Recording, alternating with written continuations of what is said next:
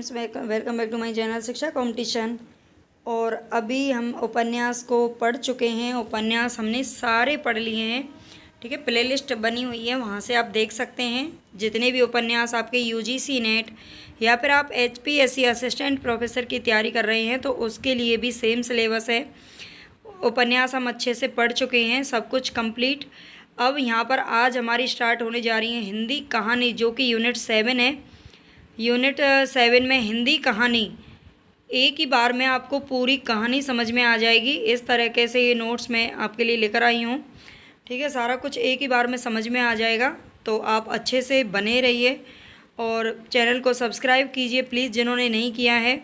हाथ जोड़ करके रिक्वेस्ट है आपसे, है ना। तो आप चैनल को सब्सक्राइब कर लेना, शेयर कर देना ज़्यादा से ज़्यादा, ताकि और बच्चों का भी भला हो सके। तो चलते हैं हम अपनी क्लास की तरफ। यहाँ पर आज हमारी जो कहानी है उसका नाम है चंद्रदेव से मेरी बातें। ठीक है, ये कहानी का नाम है चंद्रदेव से मेरी बातें। ये कहानी सरस्वती पत्रिका में छपी थी 1904 ईस्वी में। ठीक है, 1900। इसकी हर लाइन से क्वेश्चन बनते हैं, कहीं से भी कोई भी क्वेश्चन पूछा जा सकता है, इसलिए ध्यान से पढ़ना। अगर आप नोट्स बना रहे हैं तो बहुत अच्छी बात है, नोट्स बना लीजिए। अदरवाइज़ अगर आप पीडीएफ के लिए बोलते हैं, अगर पीडीएफ इसकी चाहिए तो आप टेलीग्राम चैनल को ज्वाइन ज़रूर कर लेना। लिंक दी हुई है डिस्क्रिप्सन बॉक्स में, वहाँ से आप सीधा टेलीग्राम चैनल को ज्वाइन कर लेंगे और वहाँ पर मैं इसकी पीडीएफ डालूँगी। ठीक है, वहाँ से आपको मिल जाएगी। तो 1904 ईस्वी में प्रकाशित हुई थी, और वो भी एक निबंध के रूप में। किसमें प्रकाशित हुई थी? निबंध के रूप में प्रकाशित हुई थी, ये ध्यान रखना है। यह कहानी बंग महिला राजेंद्र बाला घोष के द्वारा लिखी गई है। राजेंद्र बाला घोष उनका नाम था, मूल नाम था। बाकी बंग महिला उनका बाद में उनको बोला जाता था बंग महिला के नाम से। ये जो कहानी है पत्रात्मक शैली में लिखी एक व्यंग्यात्मक कहानी है। पत्रात्मक का मतलब है कि ये पत्र के रूप में लिखी गई थी। जैसे किसी दूसरे को लिए हम पत्र लिखते हैं, उसको भेजते हैं, आगे आप पढ़ोगे तो समझ में आ जाएगा। ठीक है, और व्यंग्य किया गया है, वो भी आपको समझ में आ जाएगा। ठीक है, आगे देखेंगे जब। भवदेव पांडे, इनका नाम याद रख लेना, अभी पूछा गया था 2023 में भी ये क्वेश्चन। भवदेव पांडे ने इसे हिंदी की पहली राजनीतिक कहानी मानी है। ठीक है, जो भवदेव पांडे हैं वो चंद्रदेव से मेरी बातें कहानी को हिंदी की पहली राजनीतिक कहानी मानते हैं। कैसी कहानी मानते हैं? तो राजनीतिक कहानी मानते हैं, ये ध्यान रख लेना, क्योंकि इसमें राजनीति पर भी बात की गई है। कहानी के विषयों को देख लेते हैं। कहानी के जो विषय है वो कौन से हैं? पक्षपात की बात की गई है, ज्ञान विज्ञान, कलकत्ता की बात, वाहन, बिजली, एकता का सूत्र, तंत्र विज्ञान, परिवर्तन, चिकित्सा। ठीक है, ये सारे इसके अंदर विषय रखे गए हैं। चिकित्सा, कानून, इन सब पर बात की गई। विशेष बातें देख लेते हैं जहाँ से पूछा जा सकता है क्वेश्चन। पूछा तो कहीं से भी जा सकता है, हर कोई चीज़ आपको इम्पोर्टेंट ही मिलेगी। उपनिवेशवाद के शिकार भारत में तत्कालीन। उपनिवेशवाद आप समझते हैं, औपनिवेशिक भारत, अगर सुना होगा आपने, अगर इतिहास पढ़ा होगा कभी। उपनिवेशवाद यानी कि गुलाम। ठीक है, एक तरीके से इसको बोलते हैं गुलाम, यानी कि दूसरों का शासन। उपनिवेशवाद के शिकार भारत में तत्कालीन आर्थिक, राजनीतिक, सामाजिक समस्याओं का वर्णन करते हुए वायसराय, उस टाइम पर जो वायसराय थे वो लॉर्ड कर्जन थे। कर्जन का नाम सुना होगा, 1905 में जिन्होंने बंगाल का बंटवारा किया था। ठीक है, बंगाल को दो भागों में बांट दिया था, तो ये लॉर्ड कर्जन ही थे। तो 1905 में, 1904 में भी वही थे जब ये प्रकाशित हुई थी, कहानी लिखी गई थी। तो लॉर्ड कर्जन की व्यवस्था पर करारा व्यंग्य इसमें किया गया है। ठीक है, उपनिवेशवाद में जो उस कालीन और तत्कालीन जो आर्थिक, राजनीतिक जो भी समस्याएं थी उन पर यहाँ पर वर्णन आपको देखने को मिलेगा, पढ़ेंगे हम आगे। ये जो कहानी है वो चंद्रदेव को लिखे गए पत्र के रूप में लिखी गई। चंद्रदेव का मतलब है वो चंद्रमा जो ऊपर बैठे हुए हैं ना, चंद्रमा। ठीक है, चंद्रमा जो रात को चमकते हैं, उनकी बात हो रही है। तो उनको पत्र के रूप में ये कहानी लिखी गई है, जिसमें तत्कालीन गुलाम भारत की व्यवस्था और परिवेश पर व्यंग्य किया गया है। ठीक है, अंग्रेजी सरकार की न्याय व्यवस्था पर भी इसमें व्यंग्य किया गया है, ध्यान रख लेना। अंग्रेजी सरकार की न्याय व्यवस्था पर रंगभेद एवं पक्षपात का चित्रण इसमें किया गया है। सरकारी मिशन और कमीशन की उपयोगिता पर प्रश्न चिन्ह लगाया गया है। उच्च शिक्षित वर्ग की काठ के पुतलों से तुलना की गई है। ये आगे जब हम इसकी कथा को पढ़ेंगे तो आपको अच्छे से और समझ में आ जाएगा।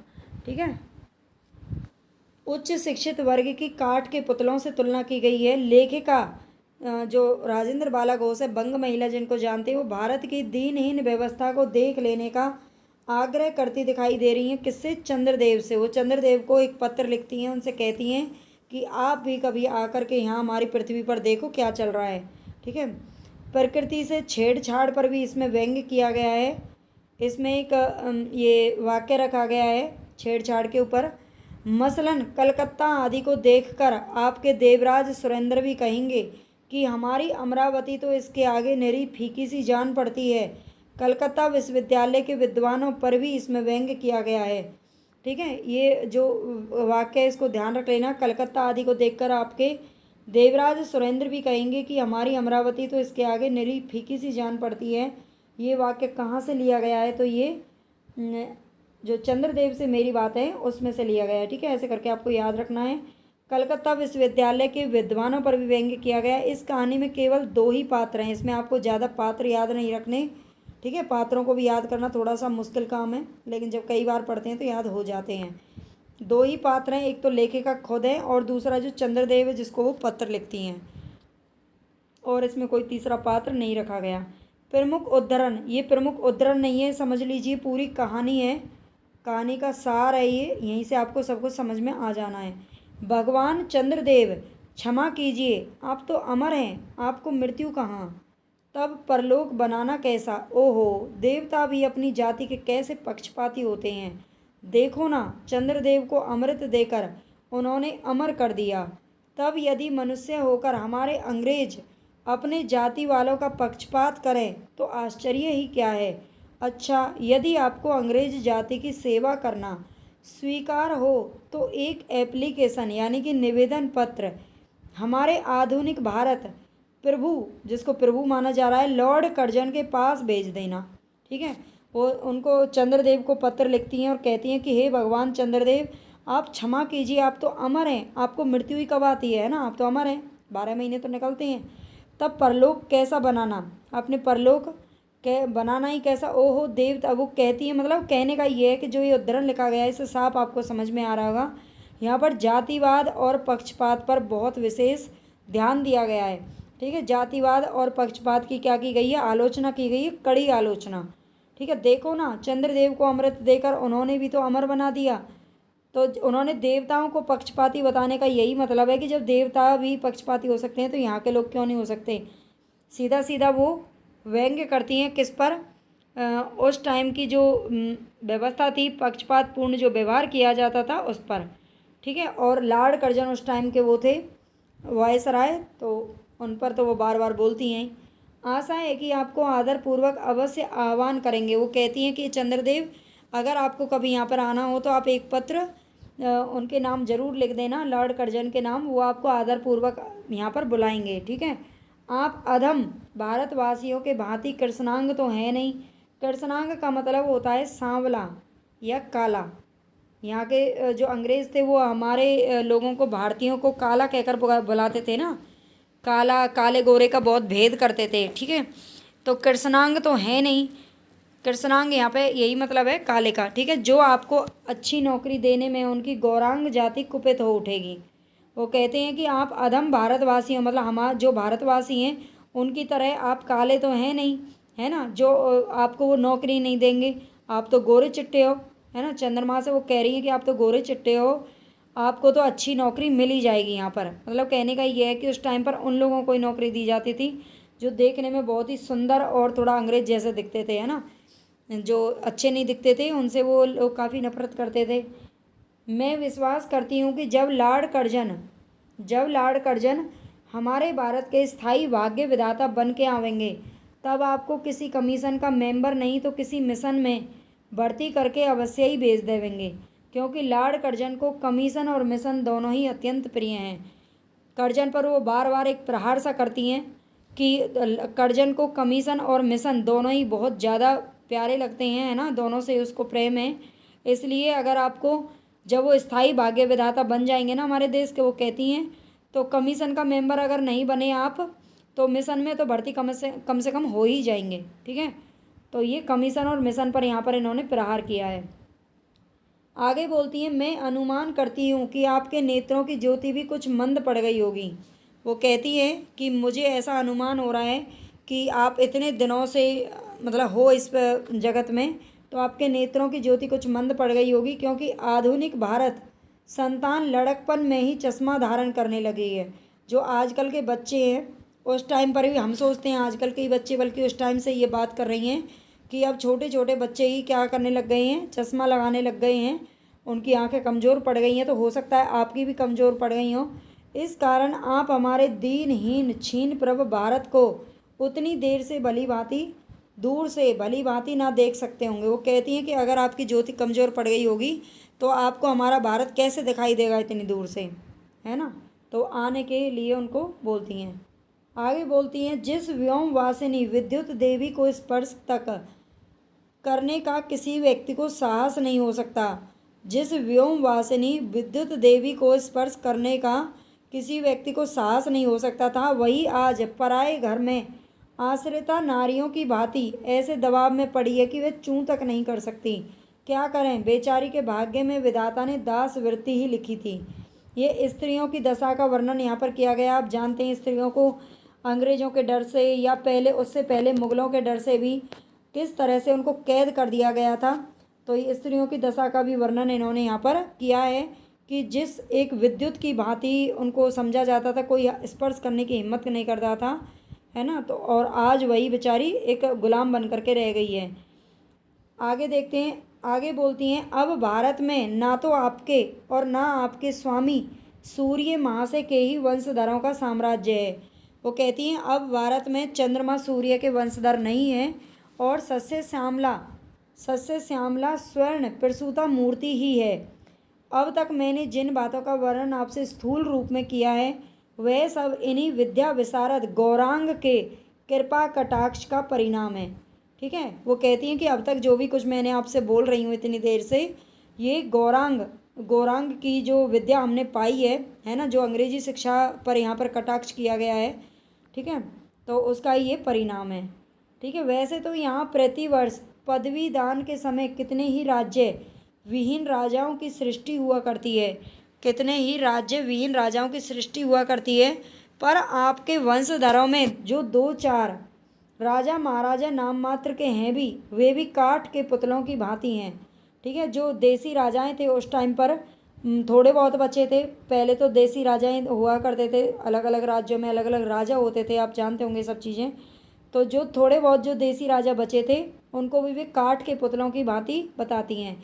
जैसे उन्हें उनके रक्षक नचाते हैं वो वैसे ही नाचते हैं। वो कहते हैं आजकल वो भी उनके क्या हो गए हैं, गुलाम हो गए हैं। वे इतनी भी जानकारी नहीं रखते अब कि उनके राज्य में क्या हो रहा है, उनकी प्रजा दुखी है या फिर सुखी है। तो ये देसी राजाओं की रीढ़ विहीनता का वर्णन यहाँ पर किया गया है। ठीक है। सारे उद्धरण आप अच्छे से याद कर लेना, यहाँ से क्वेश्चन बनते हैं। ठीक है। और भाई आपको अगर याद हो तो प्लीज़ कर लेना, लाइक ज़रूर कर देना, बताना मुझे कैसी लग रही है आपको क्लास। इसी तरह से आपको कहानियाँ पढ़नी है और भी शॉर्ट्स में पढ़नी है, और भी शॉर्ट में पढ़ोगे तो समझ में नहीं आएगी।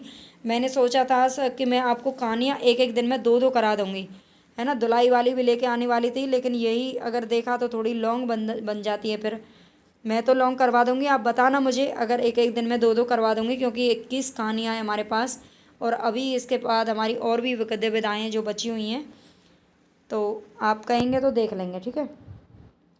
आगे जो है, लेकिन आप देखो सपोर्ट करोगे ना तभी एक पॉसिबल हो पाएगा, क्योंकि एक एक बनाने में इतना टाइम लग रहा, 2-2 क्लास लेने में बहुत टाइम लगेगा। तो आपको ज़्यादा से ज़्यादा शेयर सब्सक्राइब अगर करेंगे आप तो मैं ज़रूर करवा दूँगी। ठीक है। ये चीज़ उसी के ऊपर डिपेंड है। 2 क्लास तो आपको मिल रही हैं, अगर तीसरी क्लास चाहिए तो उसके लिए ज़रूर करना पड़ेगा। हरि पदवोद्भा त्रिलोक के पावनी सुरसरी के भी खोटे दिन आ गए हैं। जो सुरसरी है ये गंगा का पर्यायवाची है। ठीक है। सुरसरी के भी खोटे दिन आ गए हैं, वह भी स्थान स्थान में बंधन से ग्रस्त हो रही है। उसके वक्ष स्थल पर जहाँ तहाँ मोटे वृहदाकार खंभे गाड़ दिए गए हैं। ठीक है। तो हरि पदवोद्भा त्रिलोक के पावनी सुरसरी के भी अब क्या आ गए हैं, खोटे दिन आ गए हैं, मतलब गंगा के भी अब बुरे दिन आ गए हैं। जो गंगा पहले इतनी पवित्र मानी जाती थी वो भी अब क्या हो गई है, ग्रस्त हो गई है, बंधन से ग्रस्त हो रही है। उसमें भी क्या हो गया है, वृक्ष स्थल पर इसका मतलब ये है कि गंगा पर जो पुल बनाए जा रहे हैं, बांध बनाए जा रहे हैं, ठीक है, उनके आधुनिक विकास की आलोचना यहाँ पर की गई है। ठीक है, गंगा पर बन रहे पुलों और बांधों के माध्यम से आधुनिक विकास की आलोचना की है इस वाक्य में। याद रख लेना अच्छे से, बिल्कुल अपने दिमाग में ना इन चीज़ों को फिक्स कर लेना, अगर पेपर निकालना है तो ध्यान रखना। आगे बोलती हैं, कलकत्ता आदि को देखकर आपके देवराज है ये, देवराज सुरेंद्र भी कहेंगे, सुरेंद्र इंद्र को बोला जाता है, देवराज इंद्र भी कहेंगे कि हमारी अमरावती तो इसके आगे फीकी सी जान पड़ती है। वहाँ का ईडन गार्डन तो पारिजात परिशोभित नंदन कानन को भी मात दे रहा है। ठीक है, वहाँ का ईडन गार्डन तो पारिजात परिशोभित नंदन कानन को भी क्या दे रहा है, मात दे रहा है। तो ये प्रकृति से छेड़छाड़ पर जो व्यंग्य किया गया है, ये उस पर मतलब छेड़छाड़ पर बात की गई है। जो भी प्रकृति को आप जानते ही हैं, ये जितना भी ये बीमारियां फैल रही हैं, ये प्रदूषण फैल रहा है, ये सब इसी वजह से है जो आजकल प्रकृति से छेड़छाड़ हो रही है। ठीक है, और आप सब समझते ही होंगे मैं क्या कहना चाह रही हूँ। आगे बोलती हैं, भ्रमण करने को अगर आप आएँ तो अपने फैमिली डॉक्टर धन्वंतरी को भी ले आना। ठीक है, अपने फैमिली डॉक्टर धन्वंतरी महाशय को और देवताओं के चीफ जस्टिस चित्रगुप्त जी को। ठीक है, देवताओं का चीफ जस्टिस किसे कहा है, तो चित्रगुप्त को कहा है। और देवताओं का फैमिली डॉक्टर किसे बताया गया है, धन्वंतरी को बताया गया है। बोल रही हैं कि अगर आप भ्रमण करने के लिए आए ना चंद्रदेव, तो अपने साथ में धन्वंतरी और चित्रगुप्त जी को भी लेते आना। ठीक है, आशा है कि धन्वंतरी जी यहाँ के अंग्रेजी डॉक्टरों के पास चिकित्सा संबंधी बहुत कुछ शिक्षा हासिल कर सकेंगे, है ना। इतनी शिक्षा उनको नहीं पता होगी, इतना नहीं जानते होंगे, तो यहाँ के अंग्रेजी डॉक्टरों से वो बहुत कुछ सीख लेंगे। यहाँ के इंडियन पीनल कोड की धाराओं को देखकर चित्रगुप्त जी महाराज अपने यहाँ की दंड विधि को बहुत कुछ सुधार सकते हैं। यहाँ की जो न्याय व्यवस्था है और जो अंग्रेजी डॉक्टरों की जो व्यवस्था है, चिकित्सा व्यवस्था, उस पर भी क्या किया गया है, करारा प्रहार किया गया है। ठीक है, चोट पे चोट उन्होंने दी है। तो आगे चलते हैं, बंग महिला के विषय में थोड़ा सा जान लेते हैं जो कि इम्पोर्टेंट है। ठीक है, यहाँ से क्वेश्चन आते हैं। जिन भी गद्यकारों के बारे में आप पढ़ रहे हैं उनके बारे में थोड़ा बहुत ज़रूर पढ़ लेना। वैसे तो जो मेन चीज़ें वो मैं पढ़ा ही रही हूँ, हर उपन्यास के साथ भी मैंने पढ़ाया था और हम कहानियों में भी पढ़ेंगे। बंग महिला के विषय में, इनका जन्म 1882 ईस्वी में होता है वाराणसी के अंदर। ठीक है, 1882 में ही परीक्षा गुरु जो उपन्यास है वो प्रकाशित होता है। ऐसे कोरिलेट करके पढ़ लेना ईयर्स को। 1904 से 1917 तक इन्होंने लेखन कार्य किया था। ठीक है, केवल बहुत कम समय के लिए इन्होंने लेखन कार्य किया। इनके जो माता पिता थे, माता का नाम नीरद वासिनी घोष और पिता का नाम राम प्रसन्न घोष था। इनके पति का नाम चंद्रदेव था। पति का नाम चंद्रदेव है, लेकिन जो चंद्रदेव से मेरी बात है वो कथा, जो ये चंद्रदेव से मेरी बात है जो कहानी है, उसमें चंद्रदेव इनके पति को नहीं लिखा इन्होंने पत्र, बल्कि चंद्रमा को लिखा था। ठीक है, निधन इनका 24 फरवरी 1949 में होता है मिर्ज़ापुर यूपी के अंदर। ठीक है, उपनाम इनके रानी कह के भी बुलाया जाता था, चारूबाला और बंग महिला भी कहते थे। हिंदी नवजागरण की पहली छापामार लेखिका थी। हिंदी नवजागरण की पहली छापामार लेखिका कौन है, तो बंग महिला को कहा जाता है। इनकी कृति परिचय को देख लेते हैं। चंद्रदेव से मेरी बात है 1904 ईस्वी में सरस्वती पत्रिका में प्रकाशित हुई थी। ठीक है, वो भी ध्यान रखना। कुंभ में छोटी बहू दुलाई वाली 1907 ईस्वी, ये भी हमारे सिलेबस में लगी हुई है, इसको भी पढ़ेंगे हम। भाई बहन 1908 ईस्वी, दलिया 1909 ईस्वी और हृदय परीक्षा 1915 ईस्वी। ठीक है, तो ये इनकी जो कृतियाँ हैं वो भी याद रख लेना। आई होप आपको क्लास पसंद आई होगी, आएगी, बिल्कुल आनी भी चाहिए। और बाकी लाइक सब्सक्राइब भाई ज़रूर कर देना, कहना ना पड़े मुझे बार बार, अच्छा लगता है, बहुत ही खुशी मिलती है। और कमेंट करके ज़रूर बताना कि कहानी आपको कैसी लगी। Thank you.